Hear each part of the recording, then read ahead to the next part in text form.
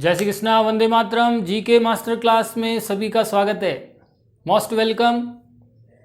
आज हम राजस्थान के इतिहास में एक नया टॉपिक और स्टार्ट करने जा रहे हैं, जो अब एग्ज़ाम के सिलेबस में वो टॉपिक आगे होकर के जोड़ा जा रहा है।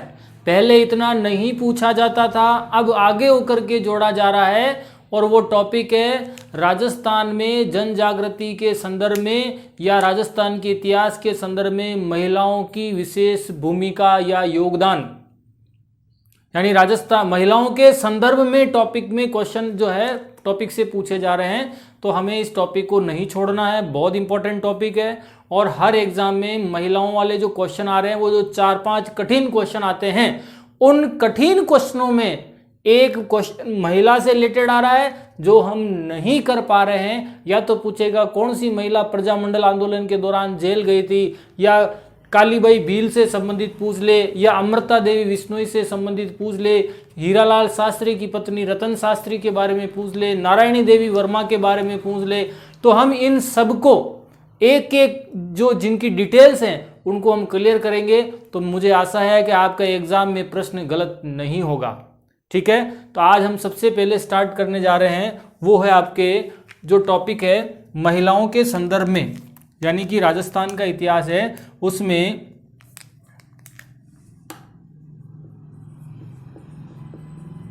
महिलाओं की विशेष भूमिका। ये क्वेश्चन ध्यान रखना, सिलेबस में ये लिखा आता है महिलाओं के संदर्भ में, तो कोई बात नहीं, बात सेम ही है, तो अपने को कंफ्यूज नहीं होना है। सबसे पहले हम बात करें तो मोस्ट इंपॉर्टेंट क्वेश्चन बन रहा है आज की तारीख में अगर देखा जाए तो अमृता देवी विश्नोई। अमृता देवी विश्नोई किसका क्वेश्चन बन रहा है? अमृता देवी विश्नोई। ये अपने को थोड़ा सा ध्यान देना है, इसके क्वेश्चन बन रहे हैं। पहले तो क्वेश्चन क्या क्या बनते हैं उसकी मैं बात करता हूं। अमृता देवी विश्नोई का संबंध खेजड़ली गांव से था। कौन से गांव से था? खेजड़ली गांव। और खेजड़ली गांव आता है जोधपुर में। कहां पर आता है? जोधपुर में। और उसके बाद एक हत्याकांड होता है जिसको हम बोलते हैं खेजड़ली हत्याकांड। इसको हम अभी डिटेल में पढ़ेंगे। तो अमृता देवी विश्नोई जो हैं वो विश्नोई जाति की महिला थी। खेजड़ली गांव जोधपुर में है इनका गांव था, और यहीं से इनकी एक घटना होती है। उससे पहले 2 प्रश्न हम और बात कर लेते हैं। पहला प्रश्न ये बनता है आपके अमृता देवी विश्नोई से रिलेटेड कि राजस्थान में अमृता देवी की स्मृति में मृगवन बनाया गया है। मृगवन कहाँ पर है? ये एग्जाम में क्वेश्चन बनता है। पहले तो मैं आपको बता दूं, राजस्थान में राज्य सरकार ने 7 मृगवन स्थापित कर रखा है। कितने? 7 मृगवन स्थापित कर रखे हैं। और राजस्थान का पहला मृगवन, मैं पर्यावरण अध्ययन टॉपिक पढ़ाऊंगा, उसमें वन और वन्य जीव पढ़ाऊंगा, उसमें मैं चीजें क्लियर करवाऊंगा। तो आपके प्रश्न बनता है कि राजस्थान का पहला मृगवन कहां पर है? तो पहला मृगवन चित्तौड़ मृगवन है, 1969 में स्थापित हुआ था। चित्तौड़ मृगवन, चित्तौड़ के किले पर आप कभी घूमने जाओ तो चित्तौड़ की किले जो पहाड़ी है, मेसा का पठार है, उसकी तलहटी में चित्तौड़ मृगवन बना हुआ है। नहीं तो आप घूमने जाओ तो मेरे को भी लेके चलना, तो मेरा खर्चा उठाना और मैं आपके साथ गाइड जो होता है वो आपको जीके की जानकारी देता हुआ चलूंगा। देख लेना, मेरा ज़्यादा खर्चा नहीं होता है। ठीक है, अगर आप ले जाओ तो मुझे ले जा सकते हो। ठीक है ना, कॉल कर देना, मैं आ जाऊंगा इधर से। ठीक है ना। अब सुने, तो अमृता देवी मृगवन कहां पर है? तो ये आंसर जाएगा आपका जोधपुर। क्या जाएगा? जोधपुर। जोधपुर में भी आपके अगर गांव पूछ ले तो खेजड़ली गांव ध्यान रखना। जोधपुर में भी अगर आपसे गांव पूछ ले तो खेजड़ली ध्यान रखें। जोधपुर में खेजड़ली। ओके, एक खेजड़ला गांव और है, ध्यान रखना, कंफ्यूज मत होना, जोधपुर में वो भी एक ऐतिहासिक ठिकाना था, तो वो खेजड़ला है और मैं लिख रहा हूं खेजड़ली। तो अमृता देवी मृगवन अगर आपसे पूछे तो अमृता देवी की स्मृति में स्थापित किया गया। और ये कब स्थापित किया गया? तो 1998 में 1998 में अमृता देवी मृगवन स्थापित हुआ था। एक प्रश्न तो ये शानदार प्रश्न बन रहा है। दूसरा प्रश्न की अगर मैं बात करूं आपसे, मैं सिर्फ प्रश्नों में आपको याद करवा दूंगा, इसलिए आपको मेरे साथ जुड़ना है, ठीक है। दूसरा प्रश्न ये बनता है, अमृता देवी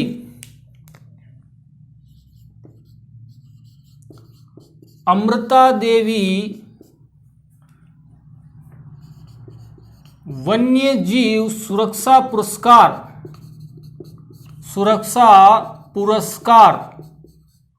बहुत इंपॉर्टेंट क्वेश्चन है। अमृता देवी वन्य जीव सुरक्षा पुरस्कार, ठीक है, जो दिया जाता है। ये क्वेश्चन बहुत इंपॉर्टेंट बन रहा है कि वन्य जीव सुरक्षा पुरस्कार अमृता देवी दिया जाता है। तो ध्यान रखना, ये पुरस्कार दिया जाता है नंबर 1 बिंदु भारत सरकार द्वारा। किसके द्वारा? भारत सरकार देती है। दूसरा बिंदु, इसकी जो राशि है वो है 1 लाख रुपया। कितनी है? 1 लाख रुपये दिए जाते हैं, प्लस जो भी आपको वहां पर जो है प्रशस्ति पत्र दिया जाता है, प्रशस्ति पत्र वगैरह दिए जाते हैं। तो इसकी राशि पूछी जाती है कि अमृता देवी जो पुरस्कार दिया जाता है वन्य जीव सुरक्षा पुरस्कार, उसकी राशि क्या है, कौन देता है? तो भारत सरकार जो ये पुरस्कार देता है। और इंपॉर्टेंट बात, ये प्रश्न मैं आपको एग्जाम में बता दूंगा और आता है। तीसरी बात करते हैं अगर अपन अमृता देवी पुरस्कार की, तो ये किस क्षेत्र में दिया जाता है? आपके उलझाने के लिए प्रश्न आएगा, वन्य जीव सुरक्षा के लिए, वन्य जीव, दूसरा ऑप्शन वनों की सुरक्षा के लिए, तीसरा ऑप्शन वन और वन्य जीव के लिए, ऐसे क्वेश्चन आवे। तो हमें ध्यान देना, यह पुरस्कार दिया जाता है वन विकास और वन्य जीव सुरक्षा दोनों के लिए दिया जाता है। यह ध्यान देना, वन विकास और वन्य जीव सुरक्षा दोनों के लिए पुरस्कार दिया जाता है। वेरी इंपॉर्टेंट लाइन है, ये बात ध्यान रखना। चौथे इंपॉर्टेंट बिंदु की बात करें, ठीक है, आपको नहीं दिख रहा होगा तो अपन इसको यहां से ऊपर ले लेते हैं कि जो अमृता देवी पुरस्कार दिया जाता है, ठीक है ना, वन्य जीव पुरस्कार, ये किसको दिया जाता है? ऐसा प्रश्न भी आपके पेपर में बनने का है, किसको दिया जाता है? तो ध्यान रखना, ये पुरस्कार केवल उन्हीं को दिया जाता है, या तो व्यक्ति विशेष को, व्यक्ति विशेष, या हम कह सकते हैं कोई संस्था, या हम कह सकते हैं संगठन, या जो भी आप जिसको शॉर्ट में एनजीओ भी कह सकते हो। क्या कह सकते हो? एनजीओ। तो संस्था संगठन में समिति भी आ सकती है, ठीक है, ग्रामीण समितियां भी हो सकती है, कोई प्रॉब्लम नहीं है। तो ये व्यक्ति विशेष और या एनजीओ से रिलेटेड को दिया जाता है, लेकिन उसका बिल्कुल पहले फॉर्म भरा जाता है, उसके द्वारा किए गए योगदानों को, ठीक है, ध्यान देना, किए गए योगदानों को। तो ध्यान रखना है आपको कि व्यक्ति विशेष, संस्था संगठन या एनजीओ को दिया जाता है। अब ये किस तरीके से, अगर आपने वन और वन्य जीवों की सुरक्षा के लिए अथक प्रयास किया, जोरदार जबरदस्त प्रयास किया, तो जब फॉर्म भरवाए जाएंगे तो आपने क्या क्या किया अब तक का, आपका फोटो, इमेज, सारी चीजें, आपका जो योगदान रहा वो लगाना पड़ता है। फिर आगे सिलेक्शन होगा, उसके आधार पर जिसको जो सेलेक्ट किया जाएगा, जो भी आगे होगा सिस्टम के अकॉर्डिंग फिर उसको दिया जाएगा। तो ये अमृता देवी जो वन्य जीव सुरक्षा पुरस्कार आ जाए तो कंफ्यूज नहीं होना है। क्या सबके समझ गया? बहुत गजब चीजें क्लियर कर रहा हूं मैं आपको, जो एग्जाम में हम ध्यान नहीं देते हैं, ठीक है। अब ध्यान देवें, मैं अभी आपको पढ़ा रहा हूं अमृता देवी विश्नोई, ध्यान देना, ठीक है ना। पहले इनकी घटना क्या हुई वो मैं आगे पढ़ाने वाला हूं, इधर घटना पढ़ाऊंगा, ये हत्याकांड वाले मैटर पे बात करूंगा। तो पहले अपन जो काम के अपने एग्जाम में प्रश्न आ रहे हैं उनको पहले कवर कर लेते हैं।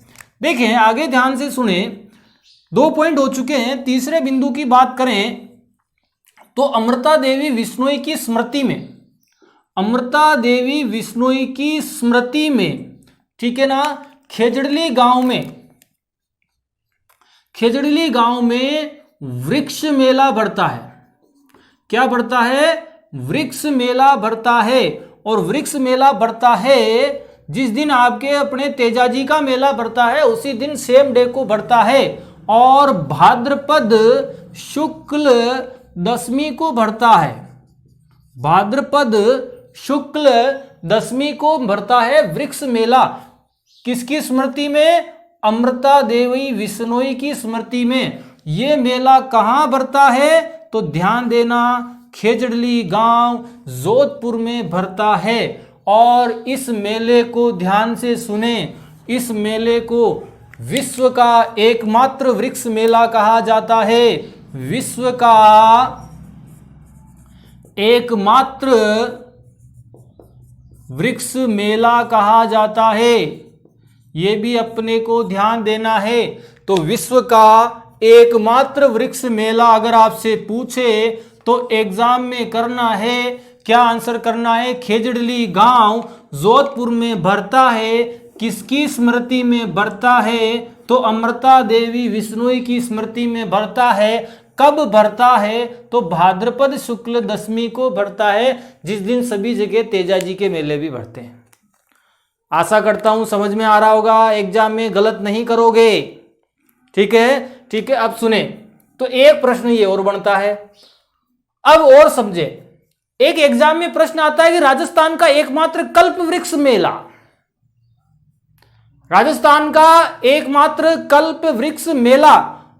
तो ध्यान रखना, खेजड़ली गांव जोधपुर मत कर देना, ठीक है। मेरी आप सबसे हामापगा रिक्वेस्ट है, एकमात्र अगर उसके साथ में कल्प जुड़ रहा है, कल्प वृक्ष मेला, तो आंसर जाएगा मांगलियावास, जिला अजमेर।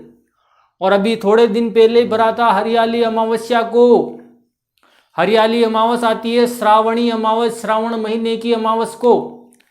तो राजस्थान का ध्यान से समझे, ठीक है, माइंड लगाएं। राजस्थान का एकमात्र कल्प वृक्ष मेला, कल्प वृक्ष, कल्प जुड़ गया देखो, तो आंसर जाएगा मांगलियावास, जिला अजमेर। और विश्व का एकमात्र वृक्ष मेला, तो आंसर जाएगा खेजड़ली गांव। किसकी स्मृति में? तो अमृता देवी विश्नोई की स्मृति में। कोई खेजड़ी का मेला नहीं बढ़ता है, वो अमृता देवी की याद में बढ़ता है। क्या सबके समझ में आ गया? तो इस बात का भी आपको ध्यान देना है, तो कंफ्यूज नहीं होना है। ये सारी चीजें मैं क्लियर करवा रहा हूं। अब आप मेरी बात सुनिए, घटना क्या होती है। ये खेजड़ली गांव हत्याकांड जो होता है, इसकी डेट है, ध्यान रखना, विक्रम संवत आ जावे, विक्रम संवत आ जावे तो 1787 को, ठीक है। शॉर्ट में विस लिखा हुआ आएगा, विक्रम संवत। और सन में पूछे तो ये हत्याकांड हुआ था अगस्त, कब हुआ? अगस्त 1730 को। ये डेट ज्यादा पूछता है, अगस्त 1730 डेट ज्यादा पूछता है।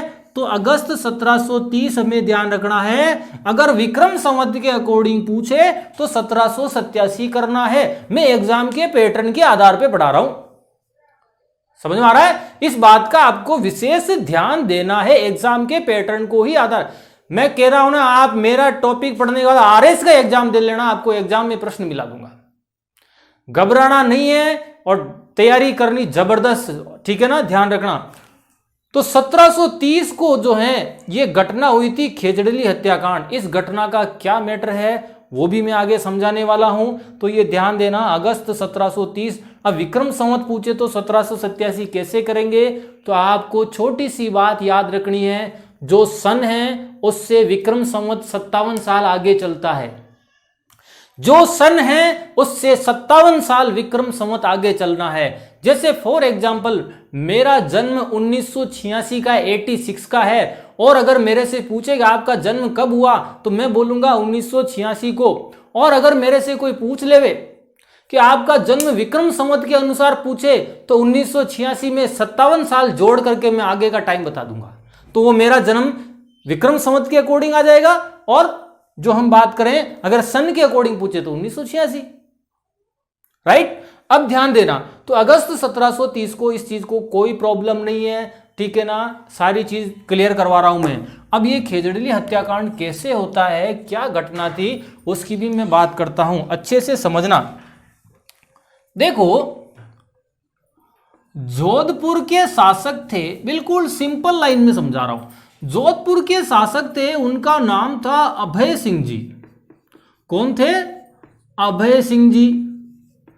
इनके समय जोधपुर में निर्माण कार्य चालू हुआ, कुछ निर्माण कार्य रिपेयरिंग का चालू हुआ, कुछ महल हवेली टाइप का बनाया जा रहा था जोधपुर में। तो महल हवेली के लिए चूना का जगह पहले चूने का प्रयोग होता था, सीमेंट का प्रयोग नहीं होता था, तो चूने का भी प्रयोग होता था, ठीक है। उसके बाद वहां पर जो नई लकड़ियां वगैरह लगेगी, समझ में आ रहा, चूने के लिए लकड़ी का भी प्रयोग किया जाता था, जो गर्म करवाया जाता था सारी चीजें, तो लकड़ी की आवश्यकता पड़ी। तो अभय सिंह जी के एक कामदार थे। कौन थे? कामदार होते थे सेवक। आ रहा समझ में? कामदार थे जिनका नाम था गिरधर दास भंडारी। क्या नाम था? गिरधर दास भंडारी। ये थे गिरधर दास भंडारी।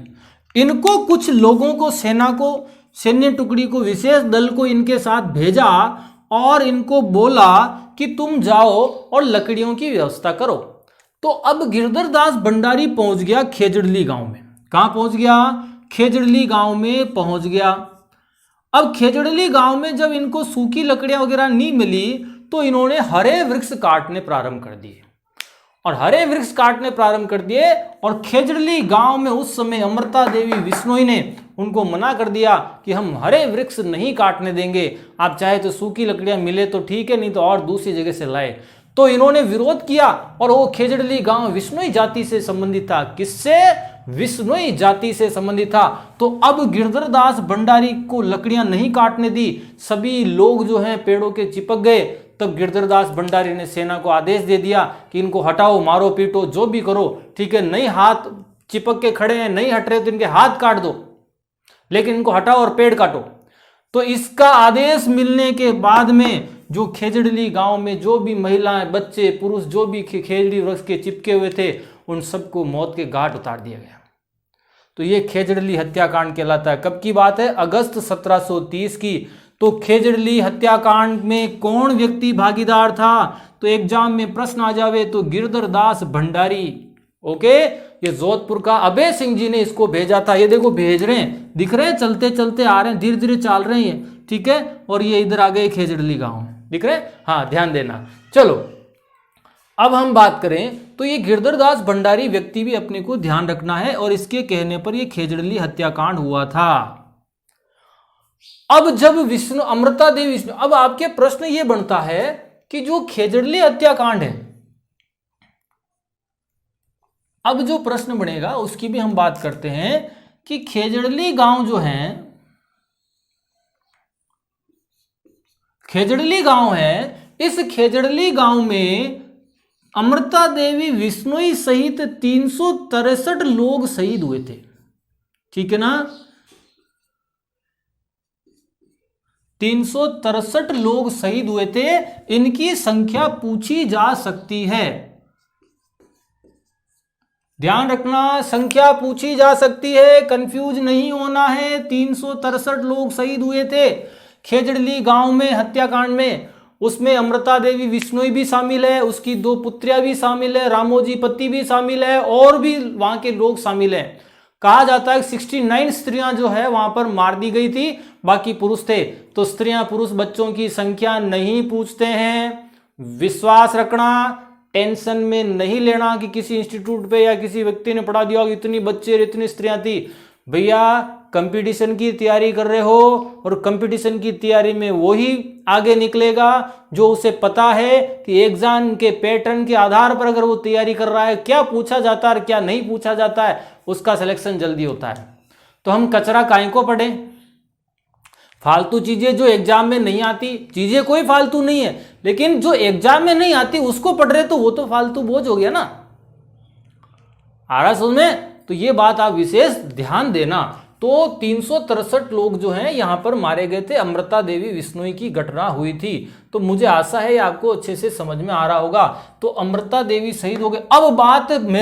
अब क्या हो गया कि सभी लोग इकट्ठे हुए। विश्नोई जाति तो वन्य जीव के लिए जानी जाती है, वन सुरक्षा के लिए जानी जाती है। सभी लोग एकत्र हुए आसपास के गांवों के, और इन्होंने जो है अभय सिंह जी को घेर लिया। अभय सिंह जी के वहां पहुंच गए, और जब अभय सिंह जी ने कहा साहब मुझे तो पता ही नहीं ऐसी घटना हो गई, बाद में जब अभय सिंह जी को पता चला तो तुरंत आदेश देकर के हरे पेड़ों को काटने पर प्रतिबंध लगवा दिया। और अभय सिंह जी ने रिटर्न में ताम्रपत्र पर लिख करके दिया था, ताम्रपत्र पर लिख करके दिया था। और क्या लिख के दिया? आज के बाद मारवाड़ रियासत में, ठीक है, ये घटना हुई, इसके बाद ऐसी कोई घटना नहीं होगी, ना हरे वृक्ष काटे जाएंगे, और वन्य जीवों की, वन और वन्य जीवों की सुरक्षा के लिए सरकार भी प्रयासरत रहेगी।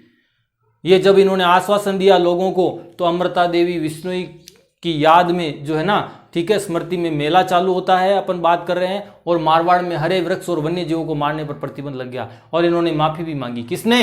अभय सिंह जी ने। तो ये घटना हुई थी खेजड़ली गांव में। इस बात का आपको विशेष ध्यान रखना है। और मैं आशा करता हूं कि अमृता देवी विश्नोई से रिलेटेड मैंने लगभग सारी चीजें क्लियर करवा दी। इनकी स्मृति में विश्व का एकमात्र मेला बढ़ता है। दूसरी बात, अमृता देवी की याद में अमृता देवी मृगवन स्थापित किया गया खेजड़ली गांव जोधपुर में। राजस्थान में 7 मृगवन है, 7। राजस्थान का पहला मृगवन चित्तौड़ मृगवन, चित्तौड़ में 1969, और जो लास्ट 7वां मृगवन है 1998 में स्थापित हुआ था। अमृता देवी वन्य जीव सुरक्षा पुरस्कार दिया जाता है भारत सरकार द्वारा। राशि 1 लाख रुपए और प्रशस्ति पत्र दिया जाता है। और ये किस लिए दिया जाता है? वन विकास और वन्य जीव की सुरक्षा के लिए। और ये व्यक्ति विशेष, संस्था या एनजीओ को दिया जाता है। और खेजड़ली गांव हत्याकांड पूछे 1727 ईस्वी, अगस्त डेट पूछ ले तो अगस्त 1730, और गिरधरदास भंडारी द्वारा हत्याकांड करवाया गया था। उस समय जोधपुर के शासक कौन थे? अभय सिंह जी। मजा आ गया होगा, मजा राजस्थान जीके में आप सबको, ठीक है ना? मजा आएगा ही, क्योंकि महिलाओं का टॉपिक चल रहा है, ठीक है। इतिहास उठा के देखो, महिलाओं का इतिहास उठा के देखो, तो जो है बहुत गजब इतिहास है, ठीक है। हंसो मत, है ना, बता रहा हूं बस, ठीक है। तो ये जो इतिहास चल रहा है, ये बहुत राजस्थान जीके में आजकल बहुत पूछा जा रहा है। इस बात का आपको विशेष ध्यान देना है। हाँ, एक चीज और आपको मैं बता देता हूं। अगर आपसे पूछ ले कि जब अमृता देवी विश्नोई और सभी लोग पेड़ के चिपक गए, तो अमृता देवी को हटने के लिए कहा गया, ठीक है, तुम्हें मार दिया जाएगा, सिर काट दिया जाएगा। तो फिर अमृता देवी ने जो कोटेशन पूछा है, एग्जाम में नहीं पूछा जाता, फिर भी याद करने के लिए इसने कहा था, सिर साटे रूख रहे तो भी सस्तो झाड़। यानी कि अमृता देवी विश्नोई ने कहा था कि सिर साटे, ठीक है ना, मैं यहां लिख देता हूं, ठीक है। अमृता देवी विश्नोई ने क्या कहा था, तो ये भी आपके अगर एग्जाम में पूछ ले, ठीक है, कि किसका कोटेशन है पूछ ले, तो ध्यान रखना वहां पर हाड़ी रानी सल्ले कंवर भी आएगा। और वहां गेलिया मत बन जाना सब जने, गेलिया जानते हो, पागल। हाँ, सिर साटे रूक रहे सो तो भी सस्तो जान, और पहले पूछेगा हाड़ी रानी सल्ले कंवर, सहल कंवर नहीं है, और इनका नाम सल्लह कंवर था। मैं पढ़ाऊंगा आगे, महिलाओं में ही पढ़ाने वाला हूं, टेंशन नहीं लेनी। तो उन्होंने भी अपना सिर काट के दे दिया था, लेकिन वो मैटर अलग था, ठीक है। तो अमृता देवी विश्नोई ने कहा था कि सिर साठे रूख रहे, सिर साठे रूख रहे तो भी सस्तो जान, तो भी सस्तो जान। यानी कि अमृता देवी ने, विष्णु ने कहा था, अगर सिर कट जाए, यानी सिर के बदले, रूख का मतलब होता पेड़, सिर के बदले पेड़ रहता है तो भी सस्तो जान। पेड़ की सुरक्षा के लिए अगर मैं सिर भी कटवा दूं तो भी वो सस्ता होगा, ठीक है, महंगा नहीं पड़ेगा। तो ये प्रश्न पूछ ले तो अमृता देवी विश्नोई के लिए एक बार स्क्रीनशॉट ले लें। अब मैं आपको आगे कालीबाई भील पढ़ाने वाला हूं। बहुत इंटरेस्टिंग इतिहास है राजस्थान का, आप घबराना मत, एक एक चीजें क्लियर कराऊंगा, बस आप मेरे से जुड़े रहें और लोगों को जोड़े, जितना हो सके राजस्थान जीके पढ़ाने के लिए लोगों को बोलें कि आपको अगर राजस्थान जीके में एक एक चीज की जानकारी चाहिए तो मेरी क्लासें अटेंड करें, ठीक है, चलो एक बार स्क्रीनशॉट लें प्लीज।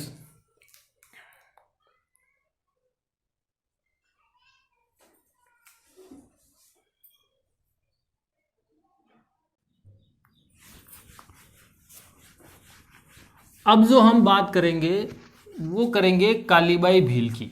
किसकी बात करेंगे? कालीबाई भील। उनका भी बहुत अच्छा प्रश्न बनता है, ठीक है ना। आशा करता हूं आपको समझ में आ रहा होगा, ठीक है। पूरा सपोर्ट करें राजस्थान जीके की क्लासों को। अब देखें, अब हम बात करेंगे कालीबाई भील की। किसकी बात करते हैं? कालीबाई भील। बहुत अच्छा प्रश्न आ रहा है, कंफ्यूज होते हैं, लेकिन हम इनकी 2-3 चीजें रट के जाते हैं, बाकी हमें नॉलेज नहीं है बहुत सारा, उसको भी शॉर्ट में बात करें। देखो कालीबाई भील का संबंध जो था, कालीबाई भील कहाँ की थी, तो सीधी सी बात करें अपन तो रास्तापाल गांव की। कहाँ की थी? रास्तापाल गांव, जिला लगता है डूंगरपुर, ठीक है। और आयु थी 13 वर्षीय। 13 वर्ष का पूछा जाता है प्रश्न, तो 13 वर्षीय भील बालिका थी। कितनी थी? 13 वर्षीय भील बालिका। दूसरा प्रश्न है कि ये जब शहीद हुई थी, क्यों हुई, क्या रीजन रहा, आगे कहानी पढ़ाने वाला हूं। शहीद हुई तो इनकी स्मृति में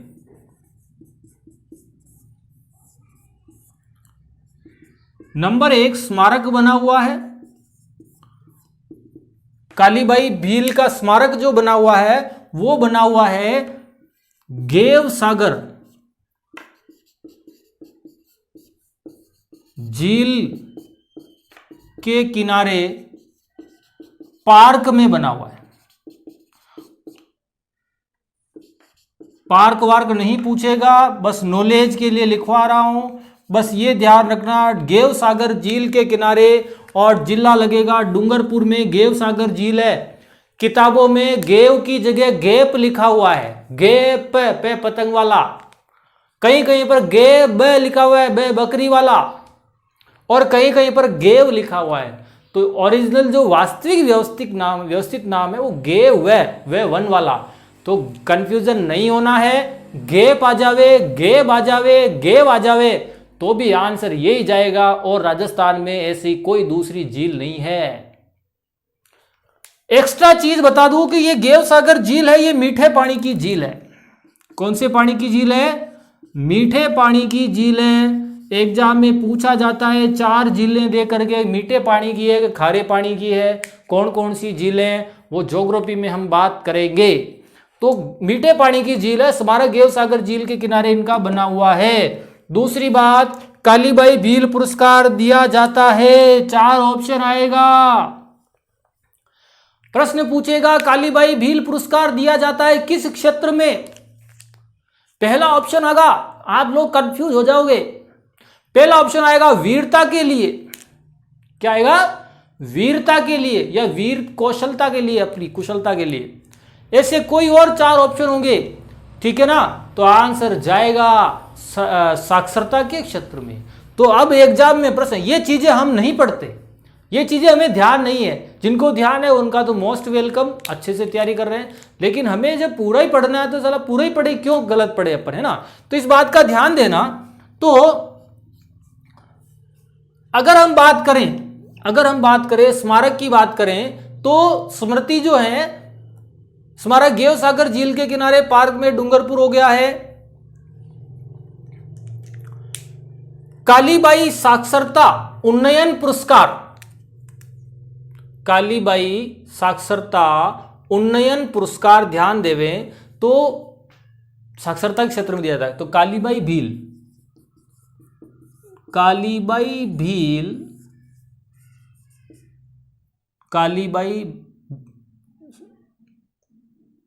साक्षरता उन्नयन पुरस्कार, यानी कालीबाई भील, आपसे डायरेक्ट पूछेगा कालीबाई भील पुरस्कार किसके लिए दिया जाता है, तो ये शब्द पकड़ लेना। यहां पे वो एग्जाम में साक्षरता नहीं देगा, इस बात का विशेष ध्यान देना। क्या सबके समझ में आ गया? तो हमें कंफ्यूज नहीं होना चाहिए। तो कालीबाई भील साक्षरता के क्षेत्र में पुरस्कार दिया जाता है। ओके, अब आगे बात करते हैं घटना क्या होती है। अब रास्तापाल हत्याकांड पढ़ेंगे हम लोग। रास्तापाल हत्याकांड। रास्तापाल हत्याकांड की अगर आपसे डेट पूछे तो डेट आंसर जाएगा 19 जून 1947, 1947। रास्तापाल हत्याकांड का जिला पूछे तो आंसर जाएगा डूंगरपुर। पटवार के पेपर में पूछा था कि कालीबाई भील का संबंध किस गांव से, कालीबाई भील का संबंध था, 4 जिले पूछे थे और डूंगरपुर, बांसवाड़ा, प्रतापगढ़, उदयपुर, ऐसे 4 ऑप्शन थे और आंसर गया था डूंगरपुर। तो इसका भी आपको विशेष ध्यान रखना है। ओके, अब चीज आगे और क्लियर करते हैं हम लोग। रास्तापाल हत्याकांड क्यों हुआ था? देखो, डूंगरपुर क्षेत्र में ध्यान से समझना, डूंगरपुर क्षेत्र के बहुत बड़े नेता थे वांगड़ के गांधी, जिनको कहा जाता है भोगीलाल पांड्या। भोगीलाल पांड्या ये वांगड़ के गांधी कहलाते हैं। इनको क्या बोला जाता है? वांगड़ के गांधी। हम ऑलरेडी पढ़ चुके हैं वांगड़ के गांधी। तो भोगीलाल पांड्या के सहयोग से वांगड़ सेवा संघ की स्थापना हुई थी 1935 के आसपास। वांगड़ सेवा संघ, वांगड़ सेवा संघ की स्थापना हुई थी और वांगड़ सेवा संघ के तहत गांवों में पाठशालाएं चलती थी। क्या चलती थी? पाठशालाएं, यानी शिक्षा के लिए छोटी छोटी स्कूलें खोली गई थी। बात समझ में आ गई? वो कौन सी संस्था चला रही थी? या तो एग्जाम में सेवा संघ आएगा या वांगड़ सेवा संघ आएगा। तो ये संस्थाओं के द्वारा गांवों में, डूंगरपुर रियासत की गांवों में, कौन सी रियासत की? डूंगरपुर रियासत के गांवों में पाठशालाएं संचालित थी और पाठशालाओं में बच्चों को भी शिक्षा दी जाती थी और आगे चल करके वृद्धों को और बड़े लोगों को जो क्रांति से जुड़े थे उनको भी शिक्षा दी जाती थी, देने लग गए थे। तो यहां पर शिक्षा दी जाती थी वो क्रांति की शिक्षा। क्रांति का मतलब है कि जागृति की शिक्षा। क्रांति का मतलब कोई आतंकवादी वाली क्रांति नहीं बोल रहा हूं मैं, जागृति की शिक्षा। अगर आपके मन में जागृति आ जाएगी, मुझे जॉब लगनी है, तैयारी करनी है, तो आपके अंदर भी एक क्रांति आ जाएगी। और वो क्रांति इतनी तेज आनी चाहिए कि सभी घोड़ों को पीछे छोड़ करके आप ही आगे निकलो, क्योंकि कंपटीशन की तैयारी करना एक घोड़ों की रेस है और वही घोड़ा आगे निकलेगा। ध्यान देना, वही घोड़ा आगे निकलेगा जो तेज दौड़ेगा। अब आप सोच लो कि कितने कंपटीशन की तैयारी में कितने घोड़े उतर रहे हैं और उसमें से कौन सा घोड़ा आगे निकलेगा वो आप ही जानते हो। वो वही निकलेगा जो तेज दौड़ेगा। और तेज कैसे दौड़ेगा? जबरदस्त तैयारी करेगा, क्रांति आ जाए उसके अंदर। ओके, अब देखो पाठशालाएं जो हैं संचालित थी, इनमें शिक्षा दी जाती थी। ठीक है, जागृति की शिक्षाएं देने लग गए थे। कौन सी शिक्षाएं? तो जागृति की शिक्षाएं देने लग गए, ध्यान देना। और जब जागृति की शिक्षाएं देने लग गए तो अब डूंगरपुर रियासत ने, किसने? डूंगरपुर रियासत ने पाठशालाओं को बंद करने का आदेश दिया। डूंगरपुर रियासत ने क्या कहा कि इन पाठशालाओं को सबको बंद करो और जहां चल रही है उनके खिलाफ कार्रवाई करो। और उस समय एक पाठशाला चल रही थी रास्तापाल गांव में। कौन से गांव में? रास्तापाल गांव। और रास्तापाल गांव में जो पाठशाला चल रही थी उसके प्रबंधक थे, ठीक है, नाना भाई खांट। नाना भाई खांट, ये इसकी जगह नान भाई खांट भी आ सकता है, ध्यान देना, कंफ्यूज नहीं होना है। और नान भाई जो खांट थे इन्हीं के घर में संचालित थी पाठशाला, इन्हीं के घर में संचालित थी। और नान भाई खांट जो है इसके प्रबंधक थे, ध्यान रखना, संचालक कह सकते हो सबसे बढ़िया। ये कौन थे? संचालक। संचालक थे, ये ध्यान रखना। ठीक है, अब ये तो पहला बिंदु। अब यहां पर एक अध्यापक भी थे, अध्यापक, और उनका नाम था सेंगा भाई। कौन थे? सेंगा भाई।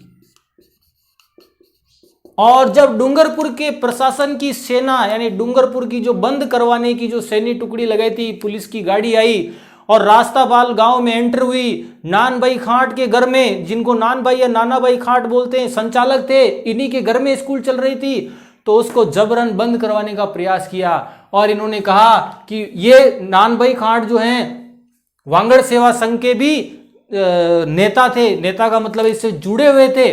तो इन्होंने कहा कि जब तक वांगड़ सेवा संघ का परमिशन नहीं मिलेगी, आगे से हमारी संस्था का आदेश नहीं आएगा, मैं स्कूल नहीं बंद कर सकता। ऐसी स्थिति में जब इनके ऊपर वहां पर हाथापाई हुई, ठीक है, बंद करने के लिए जबरदस्ती की गई, तो गोली चला दी गई और नान भाई खाट को पहले तो खूब पीटा गया और बाद में इनकी जो है डेथ हो गई। किनकी? नान भाई खाट की। और सेंगा भाई जो हैं इन्होंने विरोध किया, तो इनको जबरन पुलिस की गाड़ी के पीछे घसीट के ले जा रहे थे। सेंगा भाई को बांध करके, क्या करके? बांध करके जब इनको घसीट के ले जा रहे थे, तो अब देखो ये ले जा रहे हैं, जब घसीट के ले जा रहे थे तो उधर से कालीबाई भील अपने खेत से आ रही थी। ध्यान रखना, कौन आ रही थी?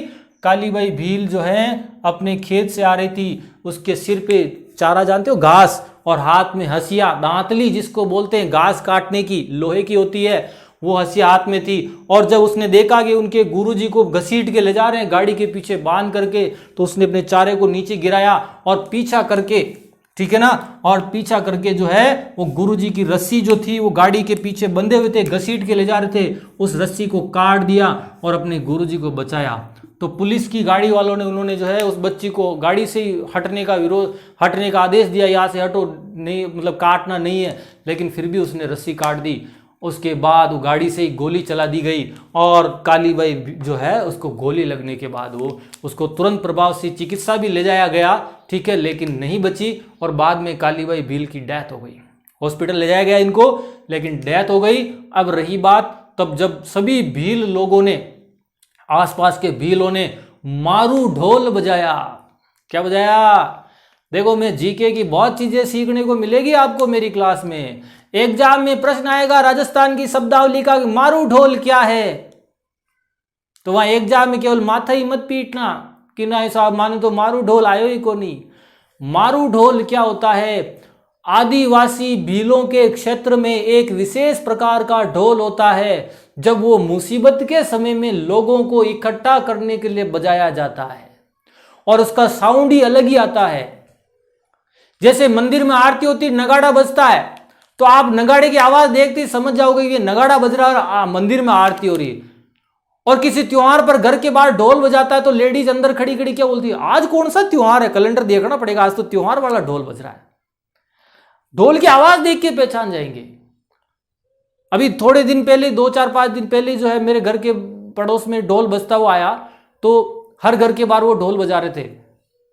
तो तुरंत जो है मैंने पूछा आज कौन सा त्योहार है जो घर के बाहर ढोल बजा रहे हैं, हम पहचान जाते। तो मारू ढोल आदिवासियों में एक विशेष मुसीबत के समय लोगों को एकत्र करने के लिए बजाया जाने वाला ढोल होता था, उसको मारू ढोल कहा जाता है। मारू ढोल बजाया, भीलों को एकत्र किया और जबरदस्त भील विथ हथियार लेकर के इकट्ठे हो गए। और उसी समय फिर जब इनके ऊपर हमला करने लगे पुलिस की गाड़ी पर, तो जो डूंगरपुर के ये लोग जो है पुलिस की गाड़ी वाले सब जान बचा के भाग गए। कालीबाई को हॉस्पिटल ले जाया गया, लेकिन इनकी डेथ हो गई। तो ये डेथ हुई थी, ध्यान रखना। ये हत्याकांड जो होता है एग्जाम में पूछा जाता है 19 जून 1947 ही आंसर करना। हालांकि मृत्यु 20 जून को हुई थी। कालीबाई की मृत्यु कब हुई थी? 20 जून को। तो हमें तारीखों में नहीं पढ़ना है। आप तो ये हत्याकांड, जिस दिन गोली लगी हत्याकांड हुआ था, तो आंसर ध्यान देना, क्या करोगे? 19 जून करना है आपको एग्जाम में। समझ में आ रहा है? तो इस बात का विशेष ध्यान देना। तो ये अपने गुरुजी को छुड़ाने के चक्कर में जो है ये शहीद हो गई थी। तो कालीबाई भील शहीद हो गई थी। इनकी स्मृति में रास्तापाल गांव में एक स्मारक बनाया गया जहां इनकी मूर्ति लगी हुई है और वो गेव सागर झील के किनारे जो पार्क बना हुआ है वहां पर लगी हुई है। और कालीबाई जो पुरस्कार दिया जाता है वो साक्षरता के क्षेत्र में दिया जाता है। आशा करता हूं अच्छे से समझ में आ रहा होगा। जो भी जिस तरह के एग्जाम की तैयारी कर रहे हैं, राजस्थान जीके में ऐसा कोई पेपर नहीं है जिसको मैं कवर करके नहीं चल रहा हूं। तो आप मेरे पे विश्वास रखना। और ये महिलाओं के संदर्भ वाला क्वेश्चन तो आ ही रहा है किसी भी कंडीशन में, तो चूकना नहीं है, ध्यान रखना। मत्ती चूके चौहान, आ रहा समझ में? तो ये थोड़ा सा ध्यान देना। अब मैं एक मेरे जीवन की घटना बताने जा रहा हूं। बस हो गई है क्लास फिनिश। थोड़ा सा मेरे साथ क्या होता है, देखो मैं इतनी भलाई करता हूँ, स्टूडेंट को बहुत अच्छा पढ़ाता हूँ, प्रयास करता हूँ, स्टूडेंट कभी कभी मेरे साथ चोट कर जाते हैं। मेरे साथ चोट क्या की, जब मैं एक दिन क्लास में कालीबाई भील का मैटर पढ़ा रहा था, ध्यान से सुनना, आप 2 मिनट लूंगा। क्लास में जब कालीबाई भील का मैटर पढ़ा रहा था तो मैंने स्टूडेंट को कहा भी जैसे कालीबाई भील के जो टीचर थे, शिक्षक थे, सेंगा भाई को पुलिस घसीट के ले जा रही थी, कालीबाई आई और रास्ते से उसकी हसिया से वो काट दी रस्सी और गुरुजी को बचा लिया और खुद शहीद हो गई। तो मैंने बोला कि आप में से इतने कौन कौन काला बाया काली बाया है? क्लास में बोला, भरी क्लास में 150 लोग बैठे। मैंने बोला कौन कालीबाई काला बाया है, और अगर वहां पर कोई पुलिस वालों को सूचना देगी तो क्रांतिकारी आतंकवादी की शिक्षा दे रहा है, और पुलिस आ जावे मेरे को और चलते हुए क्लास में आपके सामने से मुझे भी घसीट के ले जावे, तो आप में से कितने लोग कालीबाई काला बाया है जो मेरे को छुड़ाओगे? कोई नहीं बोला साहब। मेरे को आश्चर्य हुआ, कोई नहीं बोला। मतलब इतना बढ़िया पढ़ाने के बाद आप लोगों के लिए मैं मेहनत कर रहा हूं, मेरे को बिना कारण से अगर घसीट के ले जा रहे तो कोई छुड़ाने के लिए तैयार नहीं होगा क्या? कोई नहीं बोला। और एक भैया बोले, वो भी मेरे रिलेटिव थे, मेरे रिश्तेदार थे, मैंने कभी उनकी फीस तक नहीं ली, समझ रहे हो, फ्री में पढ़ा रहा था, फीस नहीं ली। और वो बोले मैं बताऊं सर? मैंने कहा हाँ बताओ। तो उन्होंने कहा सर हम उन पुलिस वालों से रिक्वेस्ट करेंगे कि एक बार हमारा इन सर को यहीं छोड़ दो, कोर्स करवाने दो, कोर्स होने के बाद हम खुद इनको आपके थाने में छोड़ने आ जाएंगे।